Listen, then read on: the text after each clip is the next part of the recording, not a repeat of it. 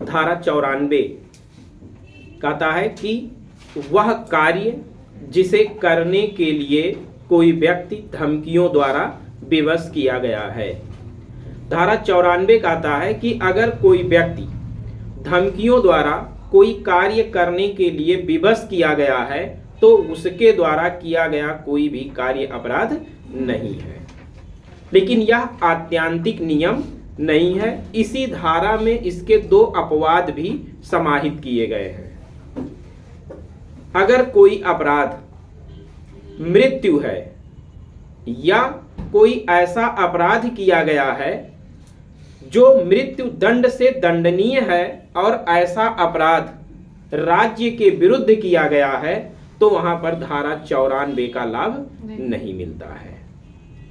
मतलब मृत्यु और राज्य के विरुद्ध किए गए ऐसे अपराध जो कि मृत्यु दंड से दंडनीय है को छोड़कर अगर किसी व्यक्ति को धमकियों द्वारा कोई कार्य करने के लिए विवश किया गया है, इसलिए उसने कोई अपराध कार्य किया है, तो उसका कार्य अपराध की श्रेणी में नहीं आता है, उसको धारा 94 का लाभ मिलता है। यह धारा एक प्रसिद्ध सूत्र पर आधारित है। सूत्र है एक्टस मी इनवाइटो फैक्टस नॉन मीन्स एस्ट एक्टस।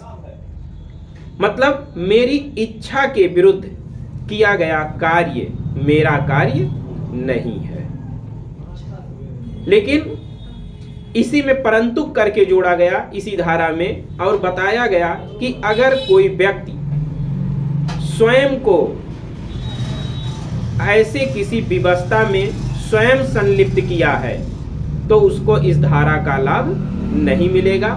जैसे ए नामक एक व्यक्ति है, यह डाकुओं के ग्रुप में ज्वाइन करता है, डाकुओं के साथ होता है डकैती डालने के लिए। अब अगर ऐसी स्थिति में अन्य डाकुओं के द्वारा ए को विवश किया जाता है कि वह कोई अपराध कार्य करे और इसलिए ए ने अगर कोई अपराध कार्य कर दिया है तो उसको धारा 94 का लाभ नहीं मिलेगा, क्योंकि यह स्वयं से अपने आप को ऐसे संकट में डाला है। लेकिन इसी धारा का स्पष्टीकरण दो स्पष्ट करता है कि अगर किसी व्यक्ति को डाकू जबरदस्ती उठा ले जाते हैं और उससे कोई अपराध कार्य करवाते हैं मृत्यु की धमकी दे करके या कोई अपहानि कारित करने की धमकी दे करके, तो उसको धारा 94 का लाभ मिलेगा।